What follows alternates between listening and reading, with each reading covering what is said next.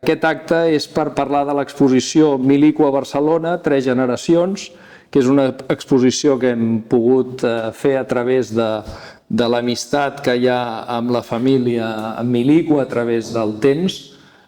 És una història que remunta a la presència de la família a Barcelona als anys 40, quan arriben l'avi del Pablo, don Florencio Milico, a Barcelona, i ells són originaris del País Basc i al cap dels anys 40 ja s'estableixen i bàsicament estableixen també una vinculació amb la nostra família, perquè don Florencio era amic del meu avi, d'Artur Ramon Garriga, i després la figura naturalment de José Milico, que va ser un gran amic de casa, del meu avi, del meu pare i després meu. I l'amistat, naturalment, després ha continuat amb les generacions, amb el Pablo i amb la faceta també d'artista, que aquesta exposició, com podeu veure, està dividida en 3 àmbits. Un museu sentimental que ha construït el Pablo amb les fotografies que rebia el propi José Milico, amb aquesta mena d'atlas mnemosine, dels fragments dels quadres que li enviaven, i a través d'aquí hi ha la seva màquina d'escriure, l'Olivetti, el retrat que li van fer, i a partir d'aquí hi ha una selecció de peces de la col·lecció Milico, de Florencio Milico i del propi José, que feien un tàndem imbatible, perquè un era l'antiquari i l'altre la historiador de l'art, que des de molt jove va saber identificar obres perdudes, avui els diuen sleepers, obres que no tenien atribució, i ell amb aquest ull que tenia prodigiós les descobria bàsicament també pel seu pare.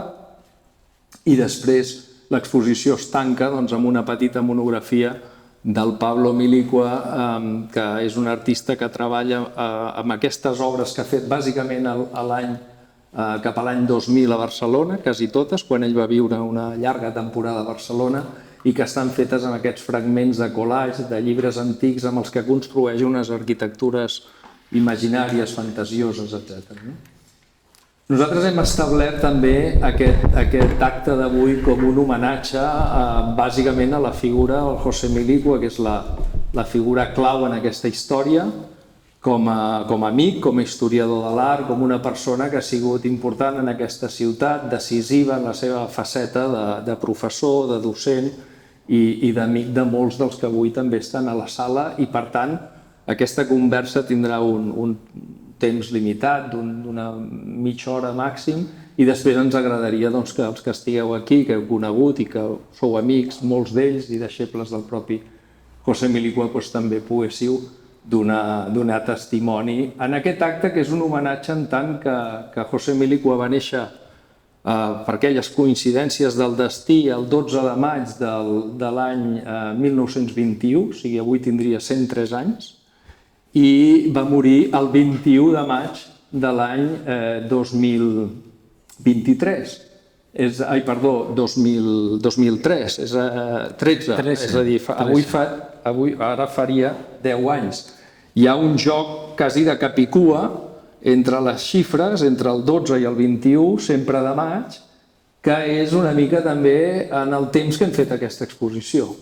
I això també té una mica sentit, i també té sentit que la família Milico, d'alguna manera, que han estat sempre vinculats a Barcelona, l'últim bastió que tenien, que era la casa familiar del carrer Casanovas, ara també l'han venut, i per tant també és com l'últim ancle que els lliga a la ciutat, i en aquesta història, que té molt de melanconia i de tot això, centrarem també aquesta conversa. Jo la primera cosa que li volia preguntar en el Pablo és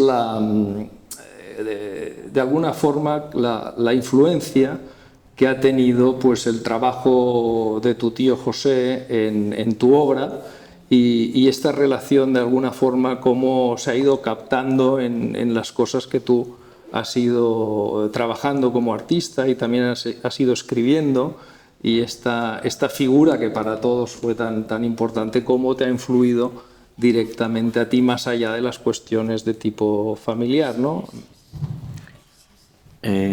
Hola, buenas tardes.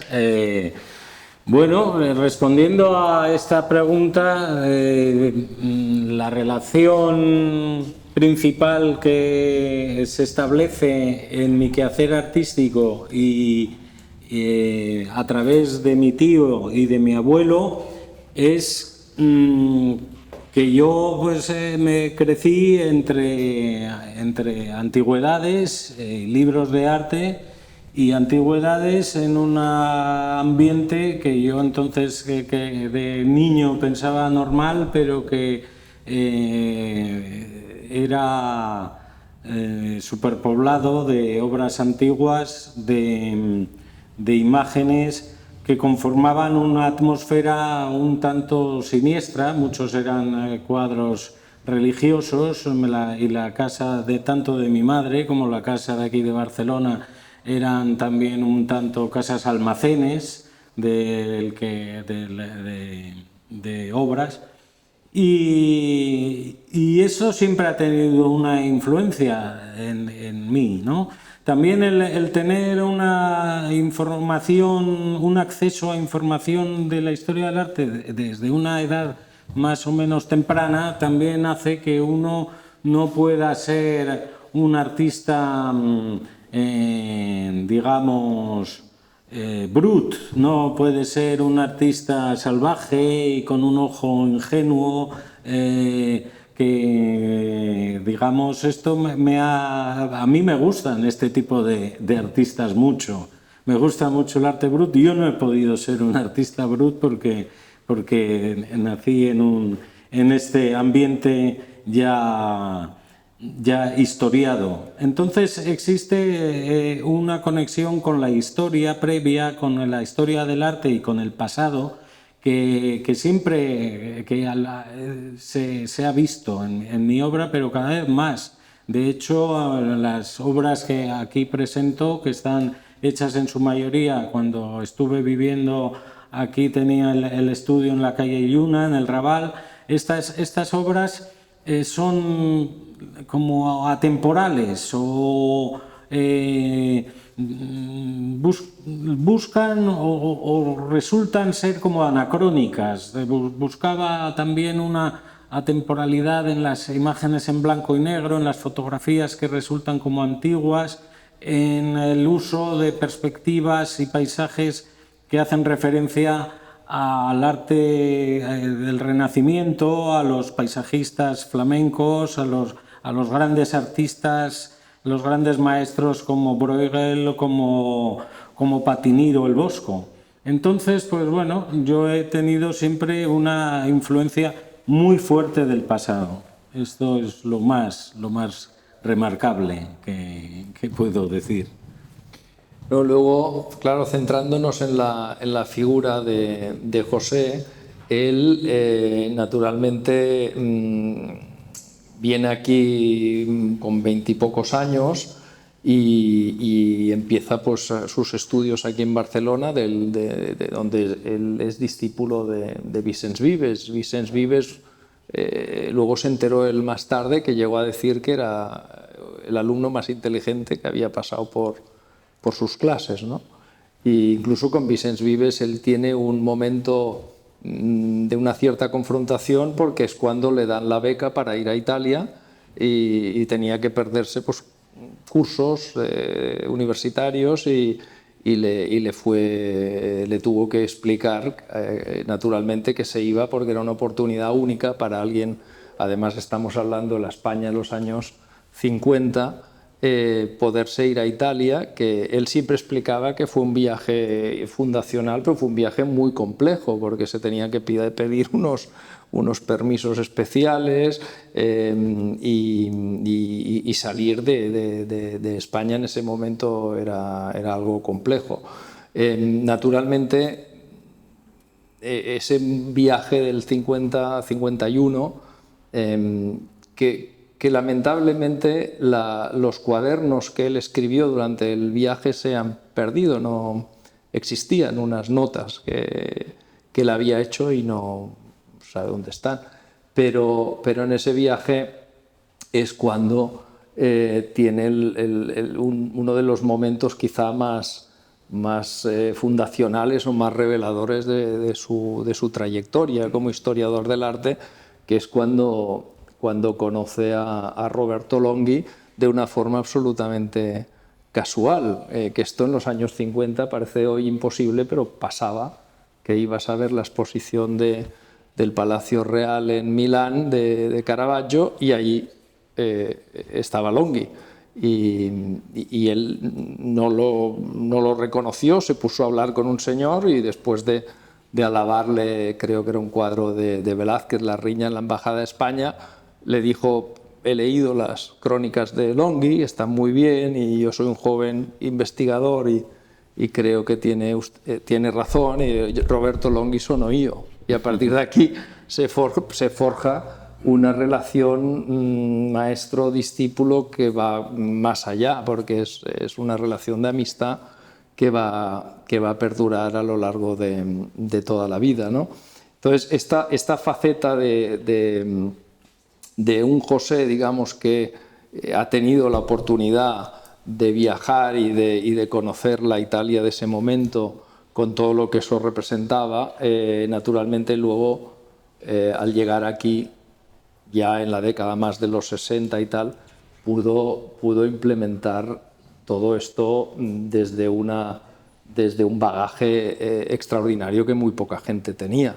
Y esto pues se vio ya en la fundación mismo del primer departamento de Historia del Arte de la Universidad Autónoma. Hay algunos aquí que fueron discípulos en ese momento y que ya empieza, digamos, una tarea docente que no dejó de llevar a lo largo de toda su vida, tantos años en la Escuela de Bellas Artes y luego ya como un último tramo final como profesor emérito en la Pompeu Fabra, ¿no?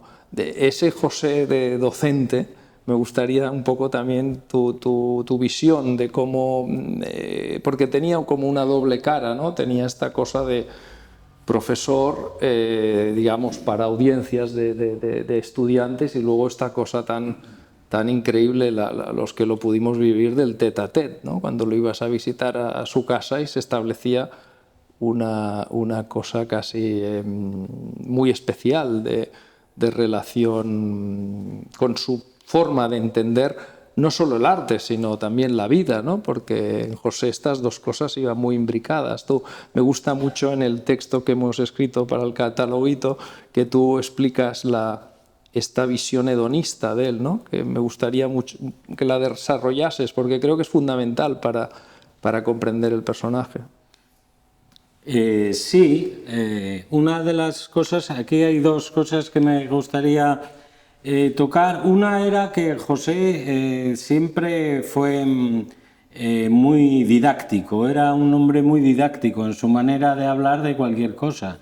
Y él además en su manera de relacionarse se sentía muy a gusto en el papel de maestro que te explica las cosas y te guía un poco en los diferentes detalles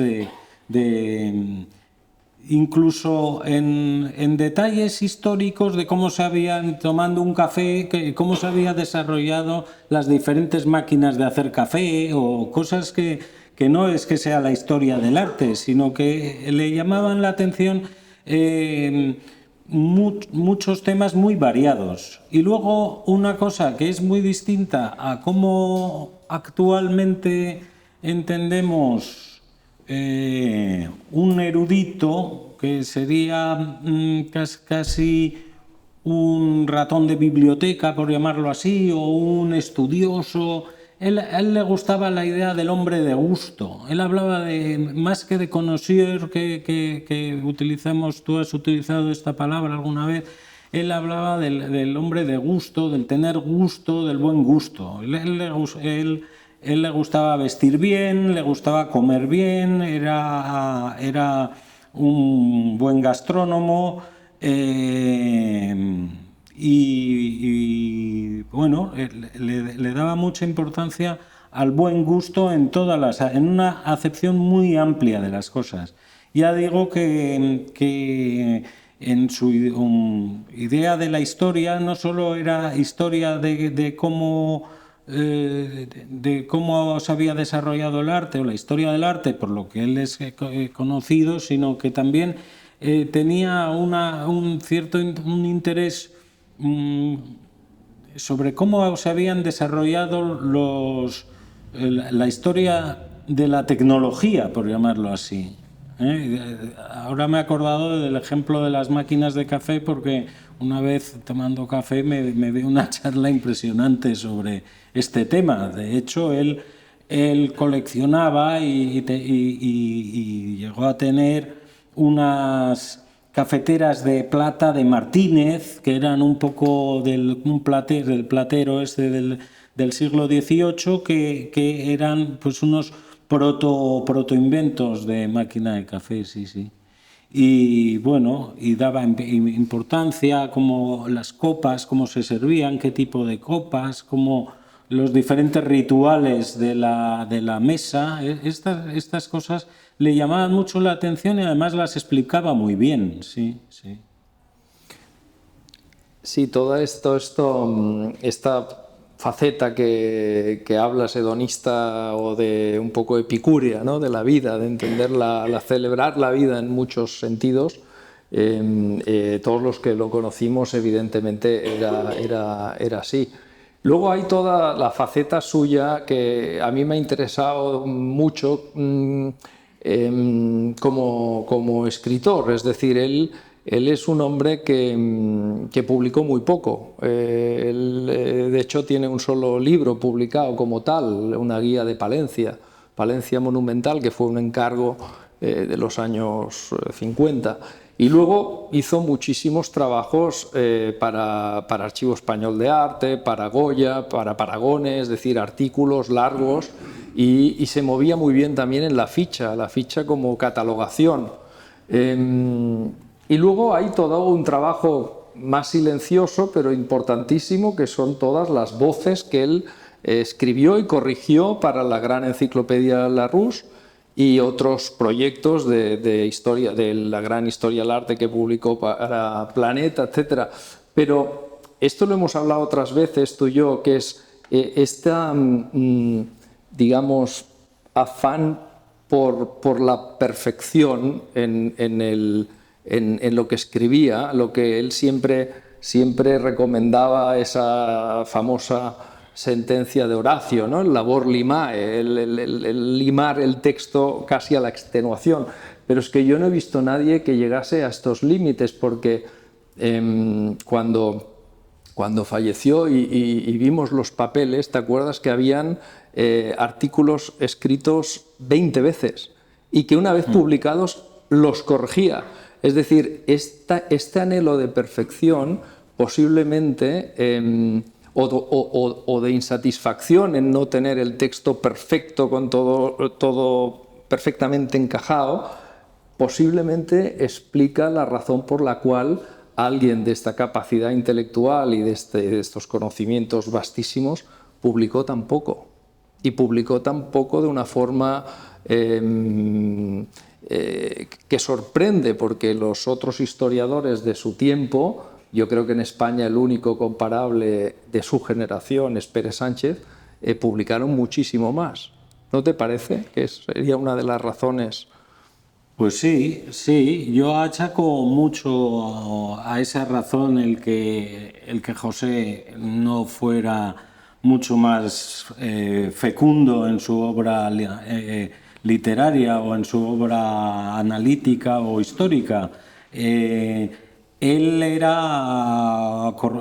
había trabajado también de corrector de textos para enciclopedias, Larousse y para incluso para el arte y el hombre. En Planeta trabajó mucho, Planeta trabajó mucho. Bueno, José tenía una obsesión por la corrección, que le llevaba incluso a corregir catálogos, o sea, libros que compraba o que veía una exposición, compraba el catálogo y luego alguna cosa que no estaba de acuerdo tal, la subrayaba y la anotaba al margen y con su letra, que tenía una letra también de colegio de curas, redondita, muy bien hecha, ponía minúsculas anotaciones que decían, no, equivocado, siglo no sé cuál, equivocado tal. Y tenía esta idea de la corrección un poco obsesiva que yo creo que le lastró mucho a la hora de soltarse a escribir, sí. Sí. Y hay otra cosa que también es interesante que abordemos, que es un poco el canon José Milicu en cuanto a la historia del arte. Es decir, él es un hombre que naturalmente pues, era especialista de diversos temas, no solo de uno. Naturalmente su gran tema, del cual no acabó tampoco nunca publicando una monografía, era Rivera, pero el mundo en torno a Rivera, todo el mundo caravagista, que en su propia colección habían cuadros como este de Caracciolo, que tenía en su propio escritorio. Pero él le interesaban los grandes nombres, sin duda, pero también nombres no tan importantes. Por ejemplo, pues él estudió mucho el Greco, Zurbarán, los grandes, pero también tiene estudios, por ejemplo, de artistas mucho menores como Anastasio Bocanegra en el 17, o le gustaba José Navarro Llorens, o le gustaba Olga Sájarov, por ejemplo, ¿no? a la cual encontramos unos papeles que le dedicaba 25 adjetivos, que luego los iba alternando, era casi un juego estructuralista para crear como estas fichas sinópticas que le gustaban tanto a él, ¿no? Pero yo lo que me vengo a referir es el canon de José estaba también muy vinculado al gusto. Él tenía una visión del arte total, muy amplia, pero dentro de esa visión también tenía naturalmente sus preferencias. Por ejemplo, él era un gran admirador y experto también, diría, de Picasso. Picasso era uno de sus artistas fetiches, sin duda. Y parte, por ejemplo, del expresionismo abstracto, algunos miembros algunos miembros del cual conoció en Nueva York, en el mismo Rauschenberg, lo conoció en persona. De Kooning conoció en persona, y no sé si en un momento dado incluso a Rothko le interesaban más o menos, pero luego había otros que naturalmente no entraban en ese canon, ¿no?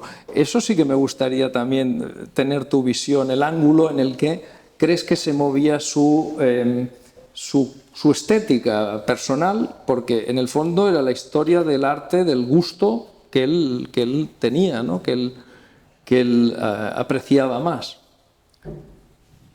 Sí. A ver, Picasso le gustaba mucho. Él contaba que había visto de muy joven esta exposición que hizo Picasso. Hizo una exposición itinerante que fue en Bilbao, en el edificio de la Bilbaína, luego fue aquí en Barcelona y en Madrid, y que no tuvo ningún éxito, y esto le sorprendió mucho porque él quedó impresionado al ver a estas obras. Picasso le gustaba mucho, generalmente lo que a él le gustaba más era la representación humana. Rara vez tenía algún cuadro de paisajes, pero lo que a él le gustaba es la representación del ser humano, y le gustaban las representaciones del ser humano un tanto, digamos, yo diría que expresionistas, en el sentido que le gustaba una expresión fuerte, una cierta fuerza de movimientos, le gustaban evidentemente los cuadros de Rivera, que era su tema principal, el tema que más vueltas le dio, pero si miras gran parte de las obras que hemos traído aquí, verás que hay cuerpos en movimiento, cierta dramatismo en las escenas. Le gustaba mucho la representación humana y la fuerza dramática, y desde un punto de vista serio, la idea de lo grotesco y de lo humorístico no le gustaba mucho, a pesar de que aquí tengamos las burlas a Cristo. La imagen del burlón no era algo que él apreciara, y por ejemplo le gustaban pues paisajes. El caso de Regoyos es un poco distinto, es un tema distinto, porque ahí entra el tema de la cultura vasca con la cultura catalana y con la modernidad, porque es como un emblema de la modernidad. También para él la modernidad era algo que asumía de alguna manera. No era un historiador de arte que se centraba en una época, sino que él, también al haber estado en Bellas Artes y conocer a muchos artistas del día a día y como compañeros de trabajo y como amigos, pues él estaba muy al tanto de lo que se hacía en el momento, en cada momento, y además era un hombre de su tiempo, no era un hombre que estaba viviendo en el pasado y glorificando épocas pretéritas, a pesar de que a él tenía una visión muy enfocada en analizar el devenir histórico. Él digamos que tenía un gusto amplio, que dejaba aparte algunas cosas que a mí me gustaban mucho. Por ejemplo, ya te he dicho, lo grotesco, lo humorístico no le hacía tanta gracia, pero tenía una visión muy al día, sí. Esta visión de lo antiguo a través de lo moderno, de alguna forma, también la cogió del propio Longhi, que muchas de las interpretaciones de Longhi juega un poco con esta idea, ¿no? O interpretar Velázquez, por ejemplo, en clave impresionista, o el propio Longhi, que fue amigo de Morandi y le dedicó artículos, o de Carrà, etcétera, ¿no? Y luego, naturalmente, lo que decías, es decir, era fascinante cómo le podía interesar tanto el naturalismo, ¿no? Con la gran exposición que hizo aquí en Barcelona de Caravaggismo y la pintura realista, que es la exposición que ha tenido más visitantes en el MANAC hasta la fecha, y en cambio, pues gustarle tanto Chancho, que es un pintor casi científico, ¿no? Con una cosa, o Hernández Pijuán, ¿no? Es decir, que es verdad que tenía o cuando Barceló hizo las representaciones de Paso Doble en el Casón del Buen Retiro, el propio Barceló me explicó que José estuvo en todas. Me parece que hizo 3 y en las 3 estuvo. Estaba fascinado por eso, ¿no? Y en ese momento ya era una persona, en fin, ya mayor.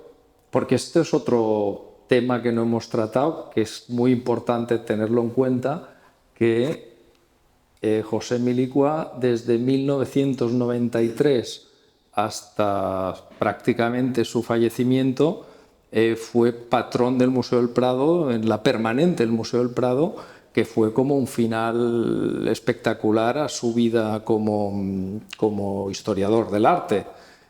Un momento, además, en el que el Prado estaba haciendo la ampliación de los Jerónimos y que se hicieron algunas adquisiciones muy importantes y algunas propiciadas por el propio José, como fue la compra del cuadro que luego pasó a ser de Rivera Joven, ¿no?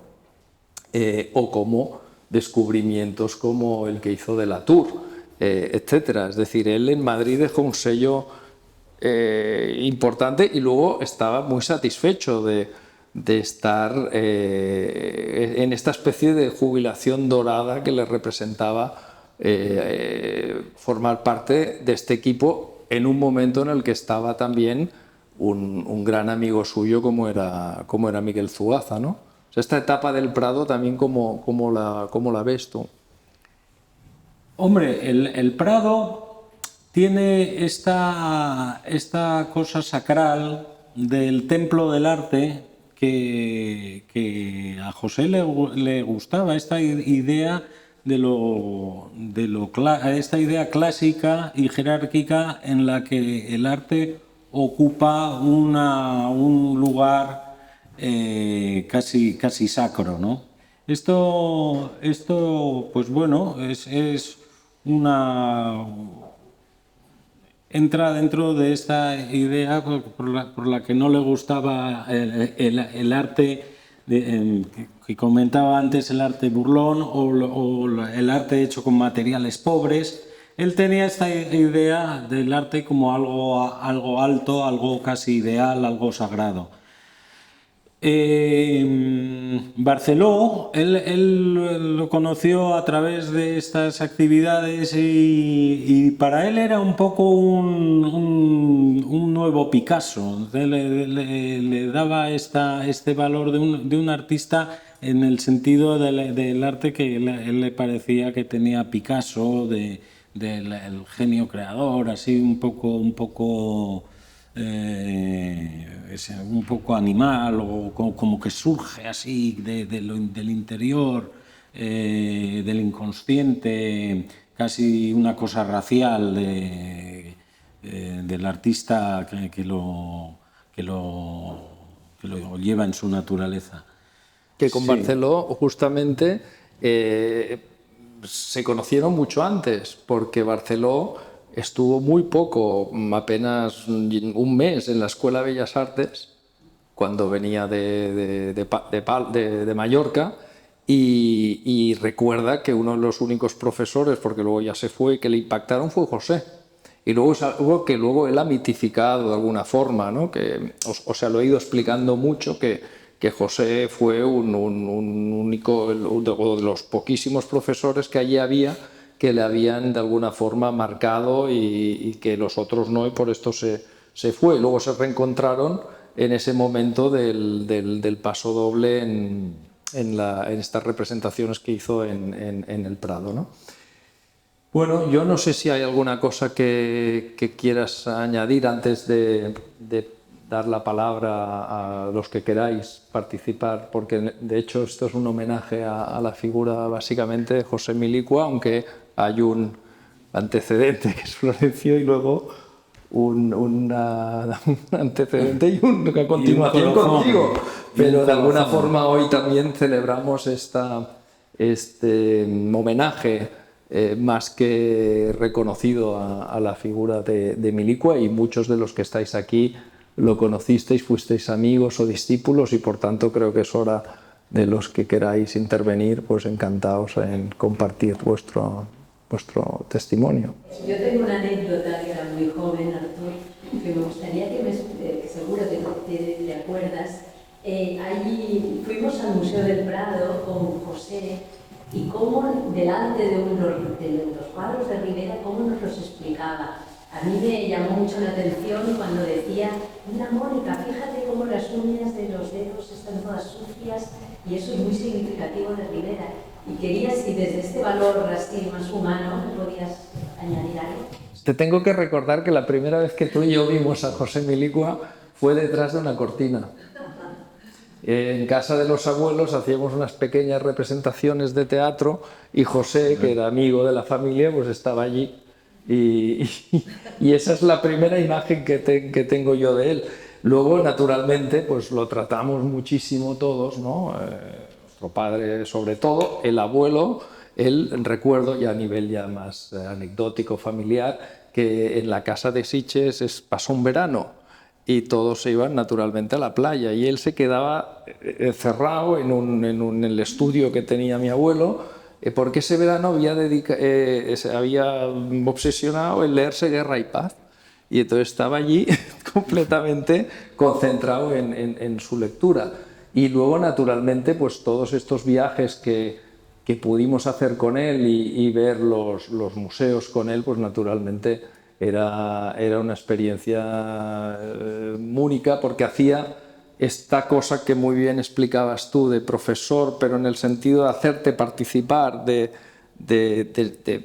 ponerte como de medium, que es lo que tiene que hacer un buen historiador del arte o persona que le guste el arte, amante del arte, que es como un medium entre la obra, que es un objeto pasivo, y tú, que eres un sujeto activo. Entonces ahí, en esa conexión, pues establecía todo lo que él consideraba el arte, porque el arte, él tenía una frase que yo la he utilizado mucho y me parece sensacional: de una obra de arte es un mundo en condensación.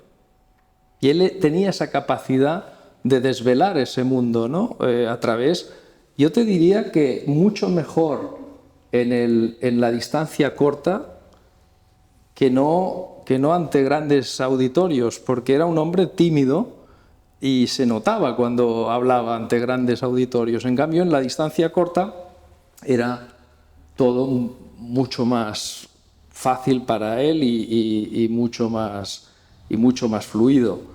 Y naturalmente marcó a toda una serie de generaciones, porque toda su forma como profesor era aprender a mirar. Este era el gran mensaje suyo.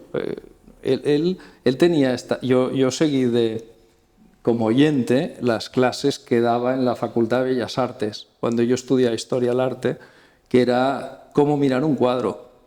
Y yo siempre explico que en ese año aprendí más que los 4 años de la facultad, porque ponía una imagen y a partir de aquí se pasaba una hora explicando todo, tantas cosas que sabía. Y luego utilizaba cosas o estrategias como muy inteligentes. Por ejemplo, él recordaba que Vicens Vives, una de las cosas que hacía en sus exámenes, era poner una fecha, y a partir de esa fecha la gente tenía que explicar pues lo que pasaba, ¿no? 1917, bueno, pues a partir de aquí pues explicas pues todas las Primera Guerra Mundial, revoluciones, tal. Y él eso lo utilizó una vez en la Pompeu y puso una fecha y nadie supo, y él estaba como preocupado, y bueno, esto nadie ha sabido decir por qué puse esa fecha. Y me acuerdo que la fecha era 1517. Y 1517 nadie. Y entonces, al cabo de un tiempo, explicaba, dice, coño, sí es importantísimo, es la muerte de Carpaccio, la fecha en la que murió Carpaccio. Entonces muere toda una época de la pintura veneciana, que eso es algo que de alguna forma nos sugería a los que tenía cerca de aprenderse, y a mí me ha servido muchísimo. Los números, él le llamaba el listín de teléfono de los artistas, es decir, nacimiento y muerte de los artistas. Sí, que a través de aquí pues tú puedes situarlos en el tiempo, ¿no? Sí, y bueno, y todas esas cosas son las que hacían de él un personaje único también, porque la historia del arte que se hacía aquí, pues francamente era una historia del arte muy pesada. O sea, la historia del arte que se hacía en las universidades se hacía a través de un formalismo romo, positivista, que reducían las imágenes a triángulos y cuadrados, y eso para él era la antihistoria del arte de José, ¿no? Que era todo un otro mundo, ¿no? Sí, como ya he dicho, él lo interconectaba con muchos otros fenómenos, y aparte de esto, él tenía unas cronologías, o sea, este dominio que tenía de la cronología le hacía verlo todo como un desarrollo muy, muy orgánico. Es decir, que él tenía más o menos claro cómo se habían desarrollado las diferentes cosas e inventos, no solo el arte, pero sobre todo el arte, y las diferentes representaciones del mundo y de la mentalidad de las personas. Y esto le llamaba a él poderosamente la atención. Y era un hombre muy ameno en cómo lo explicaba, sobre todo esta riqueza de interconexiones. Esto lo hacía además muy bien, como has dicho tú, en pequeño comité. En gran comité yo solo lo he visto dar el discurso cuando le hacían un homenaje en el Prado, que estuvo ahí un poquito tímido y alguna ocasión de estas, pero sí, lo hacía en efecto muy ameno. Y luego tenía cosas que eran inauditas para un historiador del arte o para cualquier persona que tú piensas que como intelectual, ¿no? Yo he visto cosas en Milicua que no he visto en nadie, como por ejemplo, pues cuando lo visitábamos en su casa aquí en la Ronda San Pedro 68, vestido perfectamente del Tour de Francia, en una bicicleta estática, viendo las imágenes del Tour. Pero eso ya me sorprendió muchísimo. Estoy subiendo el Tourmalet. Digo, coño. Pero es que otro día, que eso ya fue el sumum, yo el sumum que he visto en mi vida en Milicua es verlo, y lo juro que es así, vestido de Los Ángeles Lakers, con las últimas todo el equipo, viendo una final de la NBA. O sea, estas cosas como de meterse en el tema, ¿no?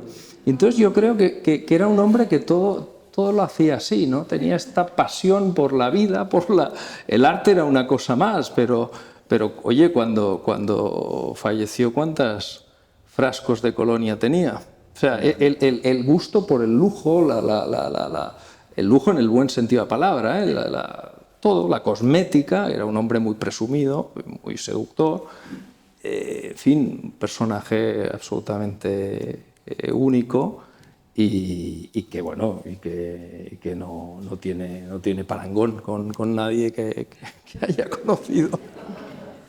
Sobre el tema del ciclismo, es que él fue ciclista en la juventud. O sea, José... Yo pensaba que había sido atleta. Fue atleta y luego fue antes que atleta o a la vez, porque fue muy deportista. Él era un hombre alto y bastante fuerte de joven y fue ciclista. Participó en varias... Por otra parte, en la zona de Oñate, él había... Mi familia, por esta parte, proviene de Oñate. Arriba estaba el restaurante Fonda Milicua, estaba en Aránzazu, que es una especie de Montserrat vasco. Que era vuestro, de la familia. El restaurante Milicua lo fundó mi bisabuelo. Y bueno, el caso es que José subía hasta Aránzazu en bicicleta, es decir, es una subida seria, vamos, es una... Y en esa zona hay mucha afición por la bicicleta. De hecho, las fábricas de bicicletas se encuentran cerca, la Beistegui Hermanos, BH, estas creo que están ahí en el Goibar o por ahí, pero están en la misma provincia, están cerca. Y hay mucha afición por la bicicleta. José fue ciclista y por esto no conocía esta anécdota y yo no le he visto de ciclista de mayor, pero he visto fotografías de él en bicicleta y también de atleta también. Sí, hay una foto que está él en Madrid, creo, ¿no? Representando los campeonatos, que es la primera vez que visitó el Prado. O sea, él visita el Prado como atleta, con menos de 20 años. Y sin embargo tenemos lo contrario, porque hoy en día visitamos el Prado y los museos a paso rápido, e incluso haciendo footing. En cambio, José se detenía ante cada cuadro y ante cada imagen una cantidad de tiempo bastante importante, que es lo que lo que escribo en este catálogo de Milicua Barcelona Tras Generaciones, sobre cómo estas fotografías que hemos puesto a la entrada, cómo las observaba él y con qué atención, e incluso con lupa sentado en el sillón veía un detalle que había hecho fotografiar de un cuadro o que le habían enviado, con qué minuciosidad se contemplaba en las obras. Todo lo contrario al paso ligero y al maratón que estamos acostumbrados a ver o a hacer como turistas. Soy Victoria Comalía, alumna de José Milicua y colega, 50 años en la Facultad de Bellas Artes, o sea, toda una vida laboral. Y no, quería también añadir algún detalle más de su personalidad. Por ejemplo, solo una acotación, yo lo hice entrar en el Prado. Lo que pasa que, como siempre, nunca nos citan a las mujeres, ¿vale? Porque Paco Calvo me llamó y me dijo: Vicky, dame ideas para nuevos patronos, porque era cuando él era el director. Entonces yo dije, bueno, es que es evidente que tiene que ser el señor Milicua. Hombre, no había caído en esto, claro. Y también es muy interesante, que vosotros lo habéis citado, que hay un poco un antes y después del Prado. Porque antes era sumamente modesto, pero sumamente modesto, siendo el historiador, como tú has dicho, con Pérez Sánchez, mejor de España, y de los mejores de Europa, creo yo, porque yo también me formé en Estados Unidos y allí lo tenían absolutamente conocido y venerado, ¿no?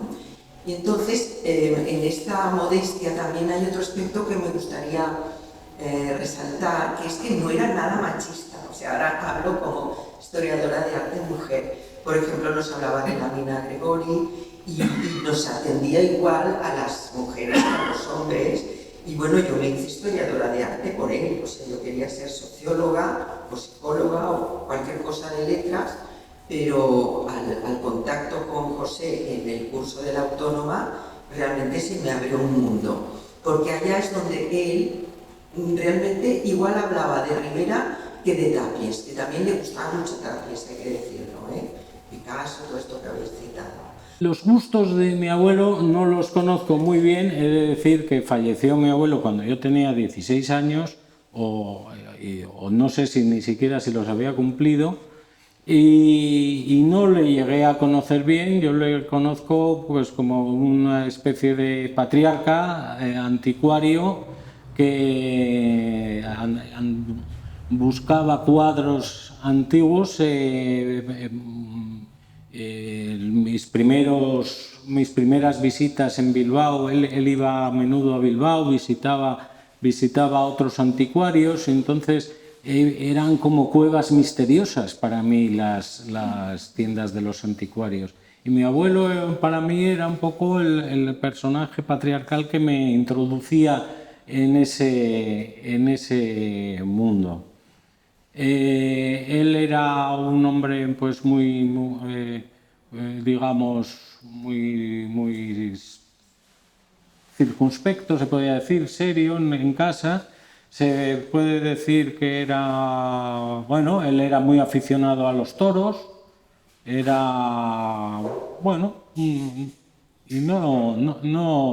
tampoco puedo decir mucho más de su personalidad. Ni de sus gustos.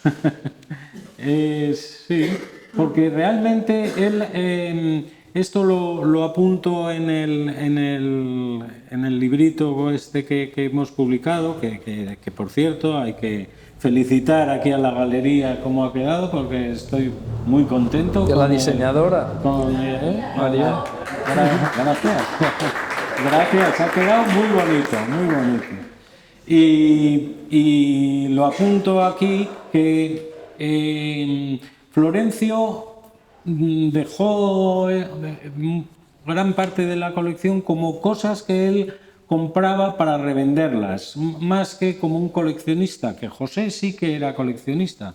José compraba las cosas porque tenía un interés y muchas veces él no las vendía, e incluso se quejaba como Florencio había pasado por sus manos cuadros que a él le gustaban y los había revendido sin darle a él tiempo a gozar de ellos, ¿no? Y bueno, esto... entonces la imagen de la colección formada por Florencio tampoco es un autorretrato, como suele pasar con las colecciones, digamos, de los amantes del arte que compran por su interés personal. Y esta es a grandes rasgos la personalidad de mi abuelo, pues era, sí, un hombre afable, pero muy majo en casa, muy señorial, siempre correctamente muy vestido, con una estética que a mí me recordaba pues la de las películas de Humphrey Bogart y compañía, pues de esta estética casi de años 50, muy pulcro y muy comedido. No bebía un vaso de vino con un vaso de agua. Cuidaba mucho su salud y poco más puedo decir. A mí hay una cosa de esta relación entre Florencio y José que me parece muy interesante, que es que Florencio, a diferencia de lo que acostumbra pasar, que hubiese sido muy fácil que quisiese que José se dedicase también a ser anticuario, se dio cuenta enseguida que José tenía una capacidad intelectual y unas aptitudes que, llevadas al estudio, le podían servir a él como anticuario. Y en el fondo, una gran parte del éxito de Florencio fue el tándem con José, porque Florencio era un anticuario de la vieja estirpe, es decir, una persona con intuición pero no formada, y iba con un chaval de 20 años a las casas, en ese momento en que España, en los años 50, habían cosas, y José decía esto, esto y esto. Y esto pues era un Sánchez Cotán, lo otro podía ser un Greco o un Goya o lo que fuese. Y en ese tándem pues se descubrieron cosas increíbles, que es lo que luego se quejaba José, que el padre, como era el patriarca y era anticuario, lo vendía sin que el hijo lo pudiese disfrutar de su descubrimiento. Sí, así era. Así. Pero bueno, cuando antes Trayero te preguntaba lo del Bosco...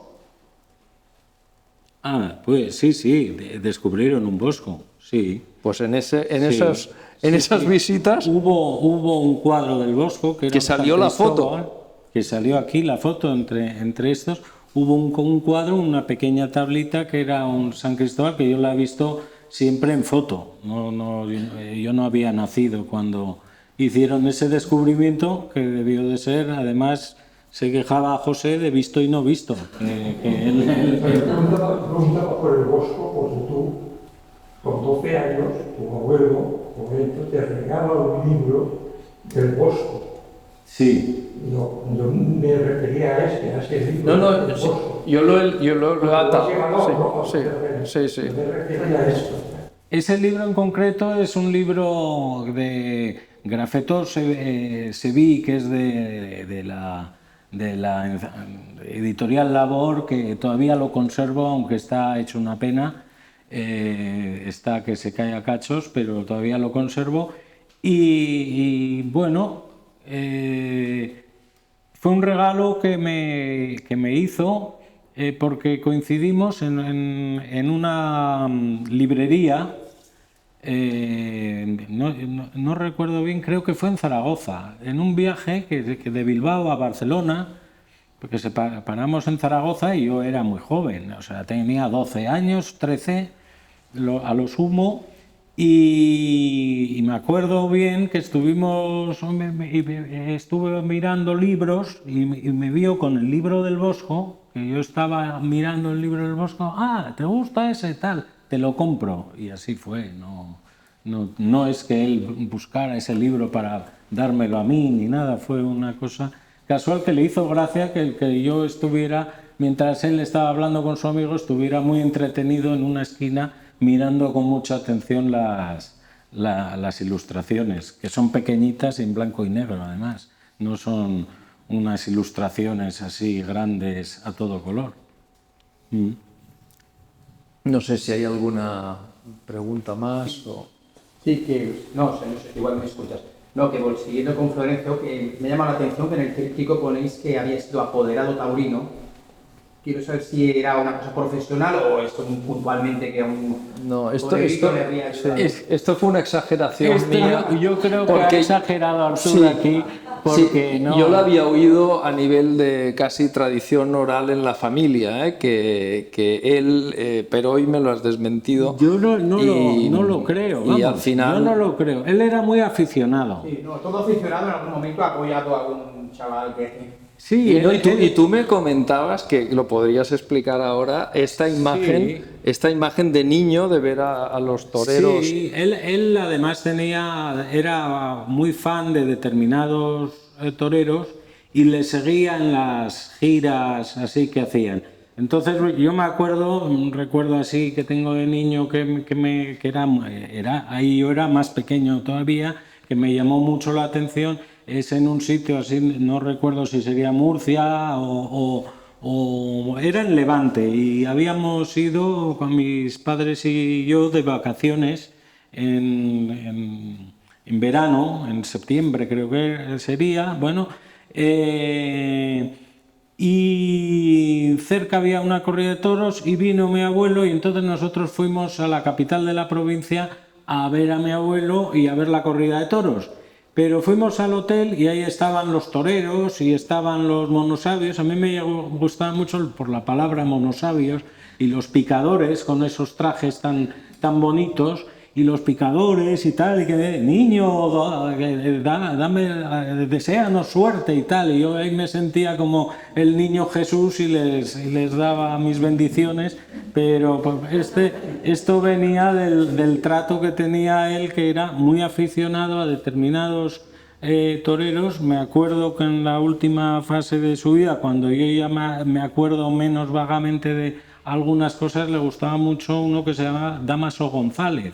Y a este Dámaso González lo seguía por toda España y le regalaba relojes y tal, y el otro le trataba muy bien también, y iban a comer juntos incluso, pero que hubiera llegado a ser apoderado o tener negocios o apoyar económicamente, esto no tengo noticia, ¿eh? Quizás incluso sea una pequeña exageración de José, que tenía también un cierto... Lo que sí que seguramente pasó es que a través del mundo del toro se hacían negocios del mundo del arte, es decir, que eran como vasos comunicantes en esas épocas. Nos tenemos que trasladar, claro, a la España de esto debería pasar en los 50, primeros 60, ¿no? Es decir, que todo iba un poco...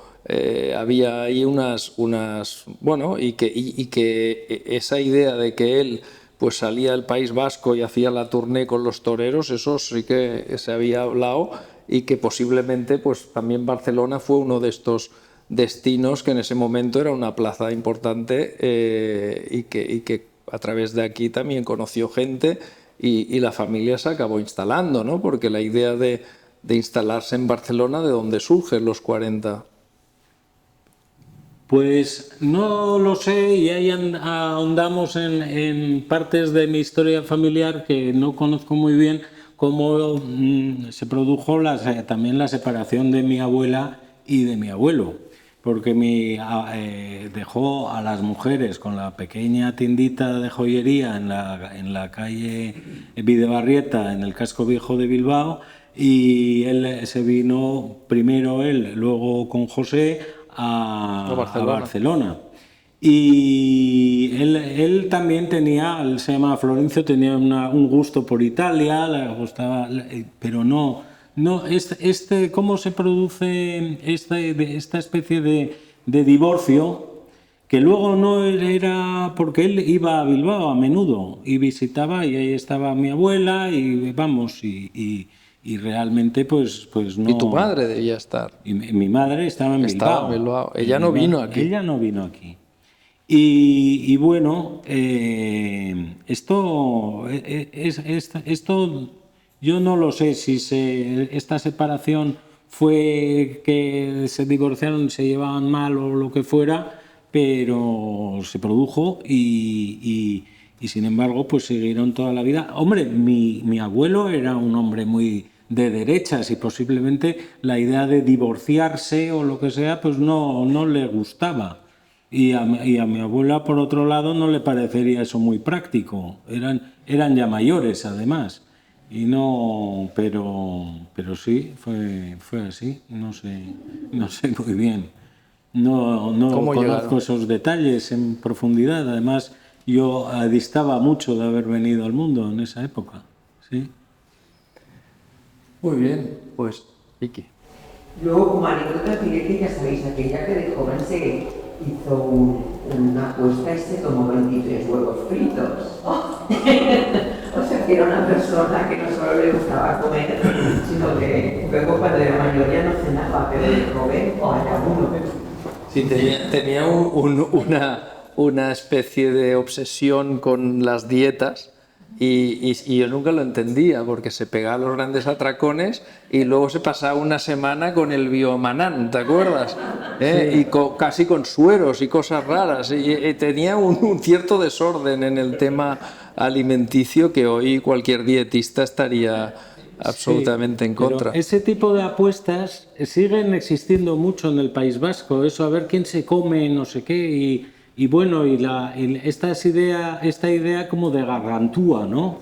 De a ver quién se come una barbaridad, incluso anécdotas que no sé si serán verdad, esta no tiene nada que ver con José, pero como que a mí a veces me gustan mucho estas cosas de portentos y de seres misteriosos, maravillosos, los calamares gigantes, que un grupo de San Sebastián compró a un precio bastante serio un cadáver de calamar gigante para hacer las rabas más grandes del mundo y se las comieron. Y debían de estar muy duras, debieron de estar además con unas ollas industriales, lo debieron de hacer un calamar gigante a la romana, ¿no? Y bueno, esa anécdota juvenil no la conocía, pero entra dentro mucho de la mentalidad así guipuzcoana popular, ¿no?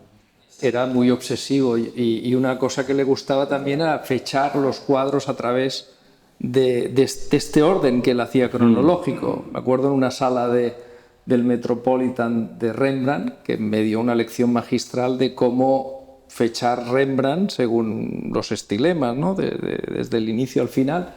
Y ahora muchas veces en los museos pues hago el juego y me doy cuenta que sirvieron en esas lecciones porque acostumbran a ir bien las fechas allí. Y luego hay un punto que no lo hemos tratado y ya que tenemos aquí Erika, que es una de las grandes especialistas en el tema también de la mujer en el arte, que antes lo ha dicho también Vicky, que es verdad que tenía una visión para nada machista, pero le gustaba mucho también lo erótico en el arte, los temas de Susana y los viejos, de José con la mujer de Putifar, y creo que en tu libro sobre el Lilith te ayudó de alguna forma, ¿no? ¿O fue, cuéntanos un poco también la influencia que tuvo José en para mí uno de los libros más bellos que se han escrito sobre la mujer en el arte en España. No sé, influencia porque me dirigió la tesis, bueno, relativamente fue Mireia Freixa, ¿no? Y lo único que me acuerdo es cuando yo les puse la idea de hacer ese tema que no estaba tocado, él me dijo, piensa que, eso me acuerdo muy de sus palabras, dice, que el tema que eliges en tesis te va a condicionar toda la vida. Cierto, es la primera persona que yo dije, no sé, pero me acuerdo que hablábamos porque me gusta también contextualizar mucho el tema, ¿no? Porque la primera parte hay mucha sociología, por ejemplo, pues la Inglaterra victoriana, que es cuando empieza a aparecer esa iconografía. Y me acuerdo que la discutí alguna vez con él, discutíamos ese tema y que hasta nos reímos de algunas de las, en fin, de las costumbres, digamos, morales que tenían los ingleses de aquella época. Pero habíais alguna vez, sí, habíamos hablado del contexto. Y que además lo de Susana y los viejos también hablamos una vez. Y me habló de 2 o 3 cuadros que yo desconocía y que busqué, si siguiesen en el libro.